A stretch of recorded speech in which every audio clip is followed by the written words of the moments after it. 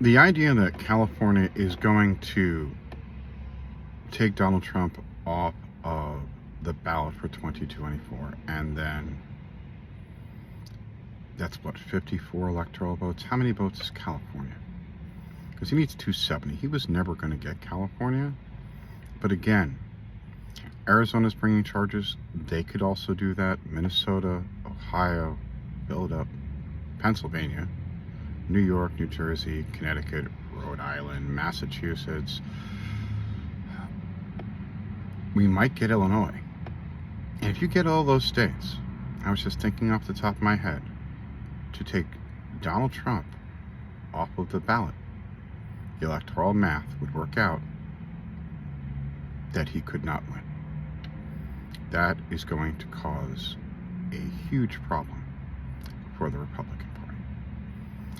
Because the Republicans are in a pickle, and it's a pickle of their own creating. They cannot escape the MAGA base, and the MAGA base will not transfer with equal certainty to a Chris Christie or the Indian guy's name that I can't pronounce who wants to raise the voting age. They're definitely not going to Ron DeSantis. So if Donald Trump continues his tirade of lies as he's continued on Truth Social, and he gets locked up by one of these judges, what's going to happen? Because you're going to have, and you see it here, how many of his supporters are going to vote for him, even if he's sitting in a jail. And the Republicans, even though they're dumb, they're not completely stupid. And they're going to have to start doing that electoral math. And it's the reason why the guy who is trying to lower the voting age is approaching the way he is. Essentially, no one under the age of 40 is voting Republican and is not likely to do so. Why would they? Republicans attack their ability to get relief for student debt.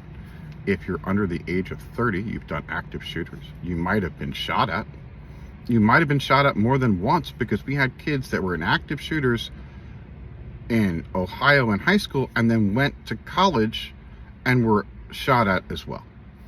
And then you look around, like in Florida, there's a complete attack on education. You can't get courses in women's studies. You can't get courses in African American history. The governor wants to find out about your menstrual cycle. The Republican Party they used to be the party of small government. They are diametrically opposite. They are so in your bedroom. And many people are uncomfortable with this, especially the youth. And if you look what happened in Ohio and you look what happened in Minnesota, the youth vote was the deciding vote. Those people under 30 are coming out and voting blue at an 82 to 18% margin. And you also have to put into play that because ignorance runs so deep in the Republican Party, they're anti-science right now. A large portion of those repugnant human beings that wouldn't wear a mask, especially here in Florida, 80,000 of them died. How many Republicans died? They were much more likely to die. They weren't going to get the COVID shot. They're not going to follow the directions of doctors. So you have that combination between youth voting blue and those people who were voting red dying. Let's see how it plays out in the next election.